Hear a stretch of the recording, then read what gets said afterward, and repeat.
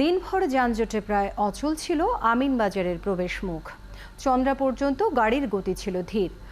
সকালের সবগুলো বাসই ঢাকা ছেড়েছে নির্দিষ্ট সময়ের 2 থেকে 2.5 ঘন্টা পর। পরিবহন সংশ্লিষ্টরা বলছেন, এলেঙ্গার পর থেকে বঙ্গবন্ধু সেতুর পূর্ব পাশ পর্যন্ত ছিল গাড়ির দীর্ঘ জট। যদিও সেতুমন্ত্রীর দাবি, এবারের ঈদ যাত্রা হয়েছে স্বস্তির। আরো জানাচ্ছেন নয়ন আদিত্য।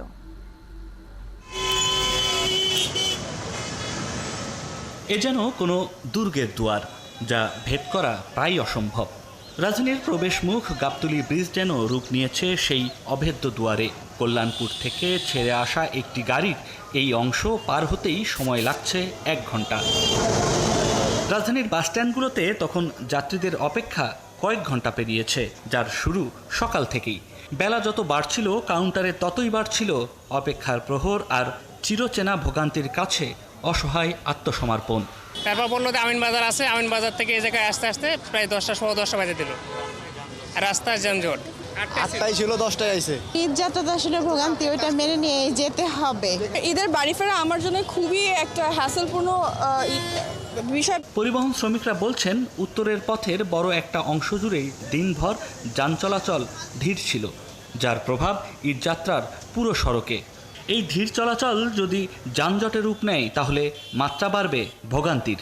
মেইনলি জামটা হলো আপনার এই যে আমিনবাজারের পরে একটু জাম আছে, আর চন্দ্রা, নবীনগর টু চন্দ্রা এর ভিতরে কিছু জাম আছে, আবার এলেঙ্গাতে কিছু জাম আছে, আর মোটামুটি ক্লিয়ার আছে।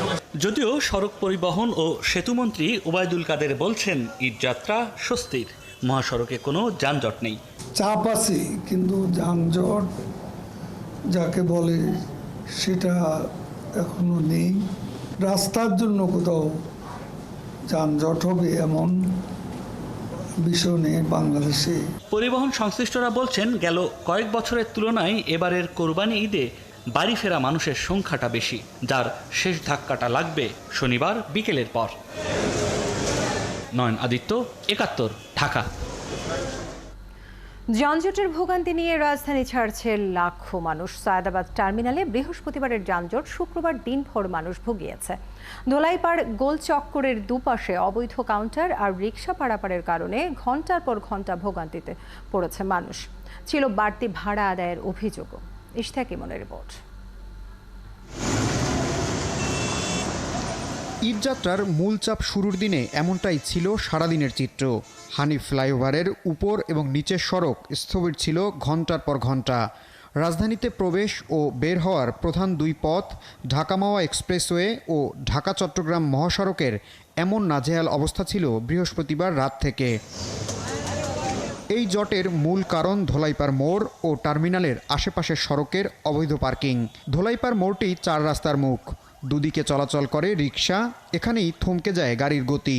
ফলাফল, হানিফ ফ্লাইওভারে গাড়ির জট, আর উল্টো দিকে ধোলাইপাড় থেকে পোস্তাগোলা পর্যন্ত তীব্র যানজট। ওখানে রিকশার যে প্রেশার এবং জনগণের যে প্রেশার, আসলে এই প্রেশারের কারণে ফ্লাইওভার থেকে গাড়িগুলো স্মুথলি বের হতে পারতেছে না। জ্যাম জট, গাড়ি পাওয়া যাচ্ছে না, ভাড়া বেশি, গাড়ি আসতে পারতেছে না, রাস্তায় জ্যাম।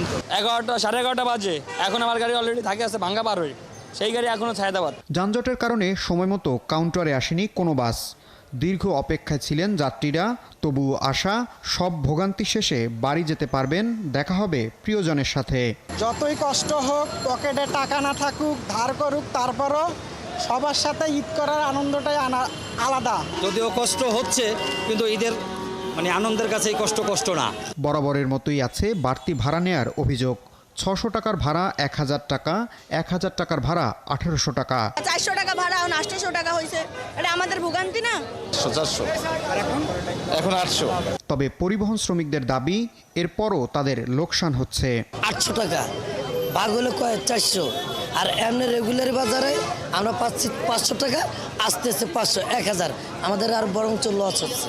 এই পথের ভোগান্তি কমাতে ধোলাইপাড় মোড়ে ট্রাফিক পুলিশকে বাড়তি ব্যবস্থা নেয়ার পরামর্শ দিয়েছেন বাস মালিক শ্রমিকরা। ইশতিয়াক ইমন, ৭১, ঢাকা।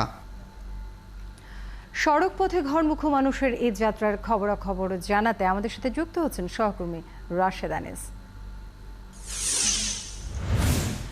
রাশেদ, সকালে সায়দাবাদে তীব্র যানজট থাকলেও বিকেলে সড়ক পরিস্থিতি কিছুটা স্বাভাবিক হয়েছে। তো যাত্রাবাড়ি এবং ধোলাইপাড় মোড়েও যানবাহনের চাপ ছিল অনেক বেশি।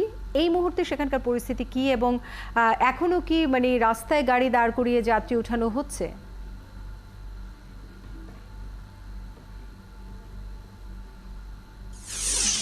আছি ধোলাইপাড় যে 4 রাস্তার মোড়টি রয়েছে সেখানেই আছি আমি। গেল 2-3 ঘন্টা যাবত এখানে রয়েছে, কিন্তু সায়েদাবাদ কিন্তু এখন মোটামুটি স্বাভাবিক রয়েছে। সায়েদাবাদ আসলে পরিস্থিতি কোনো যানজট সেরকমভাবে আমি দেখিনি, পুরোটাই ফাঁকা দেখেছি। মূলত যেরকমটি আমরা প্রতিবেদনে দেখেছিলাম যে রাজধানীর যে প্রবেশ মুখ রয়েছে, রাস্তাগুলো যেগুলো প্রবেশ মুখ দিয়ে যে যাত্রাবাড়িগামী যে বাসগুলো রয়েছে, খালি বাসগুলো, সেগুলো কিন্তু গেল 3-4 ঘন্টা ধরেই খুব ধীর গতিতে গাড়ি চলছে।